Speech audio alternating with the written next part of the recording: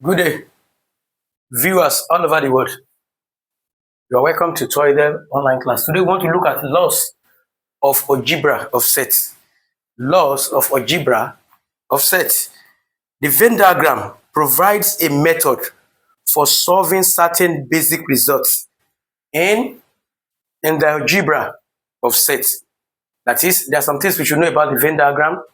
We should know that the Venn diagram provides a method for solving certain results in the algebra of sets. So the first law that we are going to talk about is the commutative law. That is, under the commutative law, we should note that under the commutative law, we should note that A intersection B is same thing as B intersection A. Not only that, we should also note that A union B is equal to B union A. So we should know that. That is the first law of algebra of sets. Then we go to the second one, associative law. Under associative law, the first thing we should know is that A intersection B intersection C will be the same thing as A intersection B intersection C. Not only that, we should also know that A union B union C will be the same thing as A union B then union C. Under the first one, we have just two sets. We have just two subsets, A and B. So either we take A intersection B, it will be the same thing as B intersection A. Here, A union B will be the same thing as B union A. But under associative law, there are three elements, A, B, C. So if we first take B and C, intersection of B and C, we now relate it with A. Are we going to get the same result as saying, let's first say A intersection B, then later relate it with C? And the same thing for the union of the three subsets. Are we going to get the same thing? Yes. Under this algebra of sets, the law of algebra of sets, we are made to understand that it is possible. Then the third thing that we're going to talk about is the distributive law. The distributive law. The distributive law. The distributive law.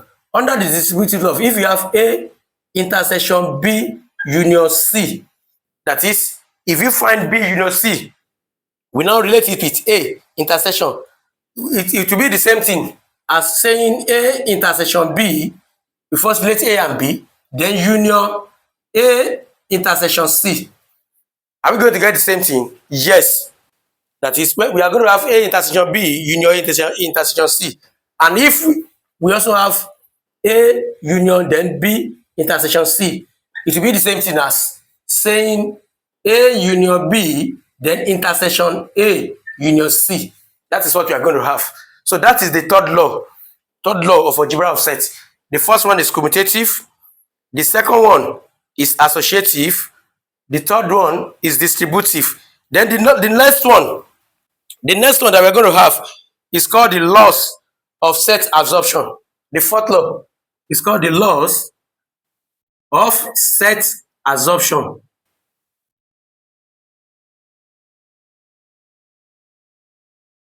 So the first one is called the law of set absorption. So what does the law state? Under the law of set absorption, we have A intersection, where we have A intersection A union B. It's going to give us A. That is, if you find A union B, irrespective of what the element that we have in A and B, if you have A union B, once we relate it with A, the answer will be A. And the second one is the same thing as A union, then A intersection B. It will also give us A. That is what we should know under the absorption law. That is, when we find A intersection B, whatever we arrive at, if we relate it with A, we are still going to get A.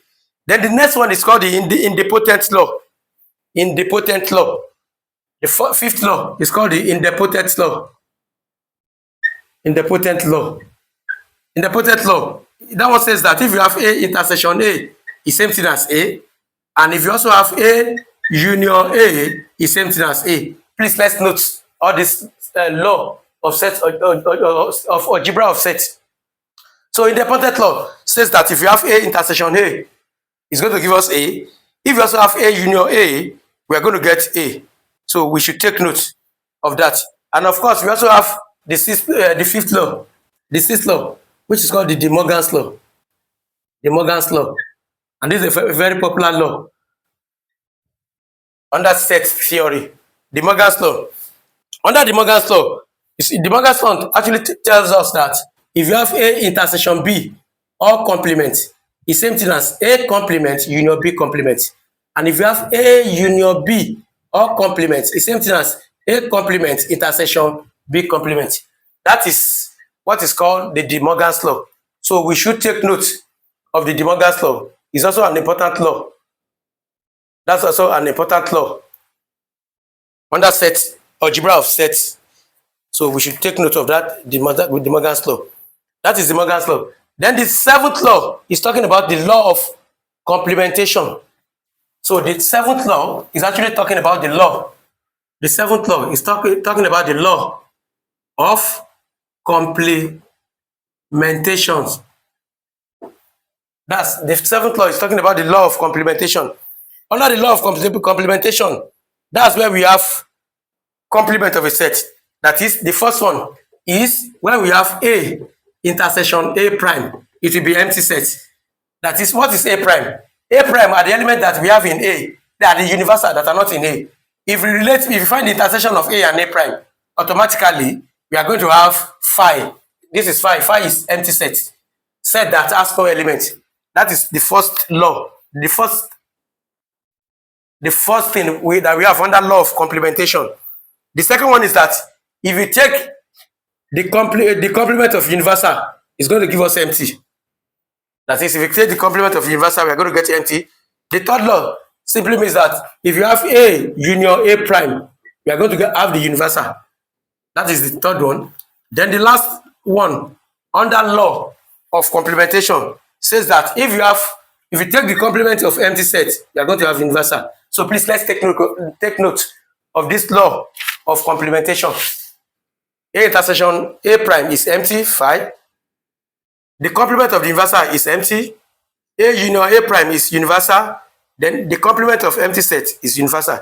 Then the last law that we are going to look at is called the laws of inclusion.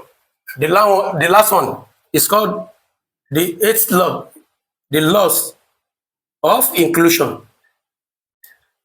That's the last law. That's the last law of algebra of sets that we're going to consider for today. So that one is called the laws of inclusion. That is the last law. So this law of inclusion, in the first one, it says that if you have A, which is a subset of B, and B is a subset of C, then A is a subset of C. That is, if you have A being a subset of B, and we also have B being a subset of C, so this implies that A will automatically be a subset of B. That's the first one. Law of inclusion. If you have A being a subset of B and B being a subset of C, then A will be subset of C.